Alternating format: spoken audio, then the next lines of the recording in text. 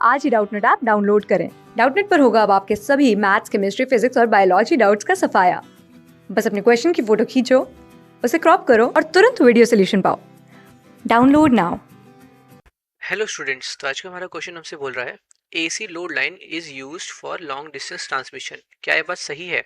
Assertion में ये बात बोली गई है। तो देखो यार, ये बात बिल्कुल ठीक है। एसी लोड लाइन हम लोग जनरली यूज करते हैं लॉन्ग डिस्टेंस ट्रांसमिशन के टाइम पे। ठीक है, आजकल हम लोग हाई वोल्टेज डीसी भी यूज करते हैं, पर वो रेयर केसेस में से है।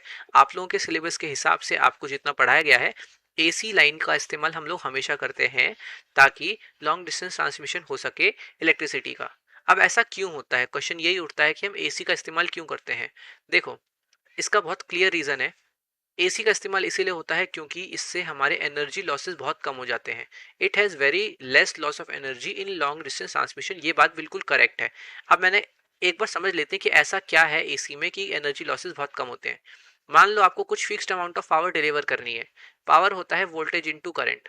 ठीक है, अगर मुझे पावर डिलीवर करनी है तो मुझे कुछ अमाउंट ऑफ वोल्टेज चाहिए और कुछ अमाउंट ऑफ करंट चाहिए।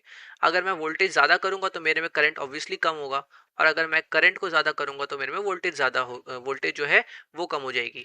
ठीक है, जब आप एसी करंट को भेजते हो एक वायर में से, इस वायर के अंदर आपके पास करंट जो है वो फ्लो करेगा। ठीक है, और इसके अंदर जो पावर का लॉस होगा वो होगा आई स्क्वायर आर। ये पावर लॉस है। ठीक है, तो इसको रिड्यूस करने का सबसे सिंपल तरीका है करंट को रिड्यूस करो। करंट को कैसे रिड्यूस करोगे? अभी बताया, करंट को रिड्यूस करने के लिए वोल्टेज बढ़ानी पड़ेगी, क्योंकि जो पावर आप ट्रांसफर कर रहे हो, जो पावर ट्रांसमिट कर रहे हो, वो तो फिक्स्ड है ना।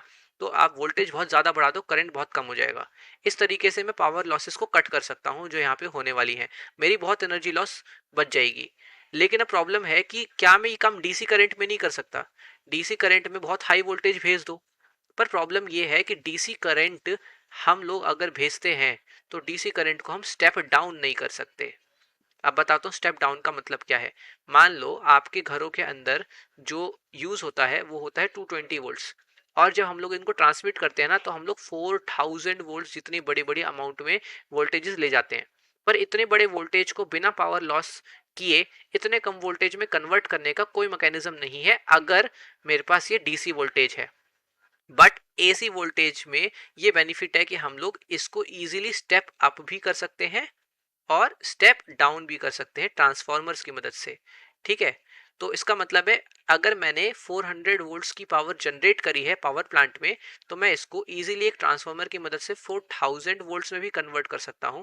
और बाद में जब ये पूरा का पूरा वायर के थ्रू ट्रेवल करते करते आपके घरों तक पहुंच जाएगा, तो मैं वापस एक स्टेप डाउन ट्रांसफार्मर लगा के इसको 220 वोल्ट्स में कन्वर्ट भी कर पाऊंगा।